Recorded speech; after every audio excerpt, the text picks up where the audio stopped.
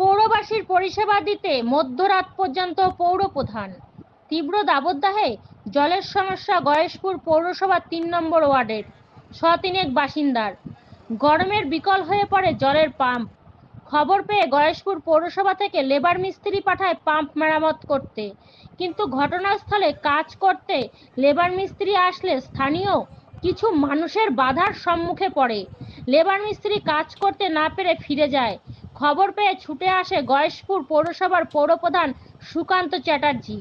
পৌরপ্রধান আসায় লেবার মিস্ত্রি পাম্প মেরামত কাজ শুরু করে। এদিন লেবার মিস্ত্রির সাথে মধ্যরাত পর্যন্ত সময় দিল পৌরপ্রধান সুকান্ত চ্যাটার্জি। তিনি বলেন, জনগণের পরিষেবা দেওয়াই আমার লক্ষ্য, তাতে সারা রাত থাকতে হলে থাকবো আমি। ভাগটা পরিবর্তন করে দিলে মানে রিপ্লেস করলে জলটা স্টোর হবে, কিছুটা জল বাড়বে, মানুষের জল বাড়বে আশা করা যায়। না, কিছু লোক এসেছিল যে গাছ কাটা যাবে না বলেছে। অবশ্যই গাছ তো কাটা উচিত না। হ্যাঁ, এবার আমরা চেষ্টা করছি, কিন্তু মানে আমি এই জন্য কাউকে নিজেই নামছি, কারণ কি আমি লোক নামালে তার একটা জীবন সংকটের সম্ভাবনা থাকবে। এবার তাই জন্য আমি নিজেই নামছি। কতটা রিস্ক, কত কারণ কি এই গাছটা পড়ে যাওয়ার সম্ভাবনা আছে। গাছটা পড়ে যাওয়ার সম্ভাবনা ছিল, এর জন্য সময়টা লাগলো। হ্যাঁ, তাই জন্য। তুমি কি মিস্ত্রি? হ্যাঁ।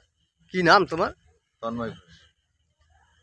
আজকে কি ঠিক হয়ে যাবে? এটা কাজ করলে ঠিক হয়ে যাবে। মানুষের অসুবিধা সমস্যা আছে ভাল্বের।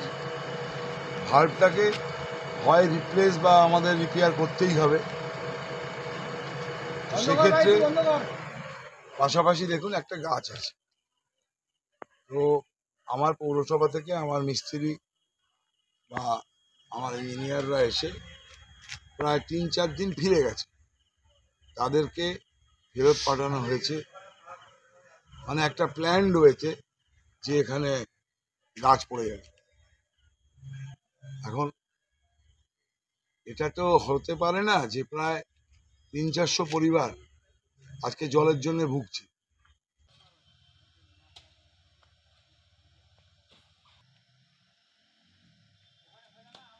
আমি আমার সাংগঠনিক কিছু ছেলেটুলে ৪ নম্বর ওয়ার্ডের সেক্রেটারি আমরা সবাই মিলে এসছি যে দেখি কারা বাধা দেয়।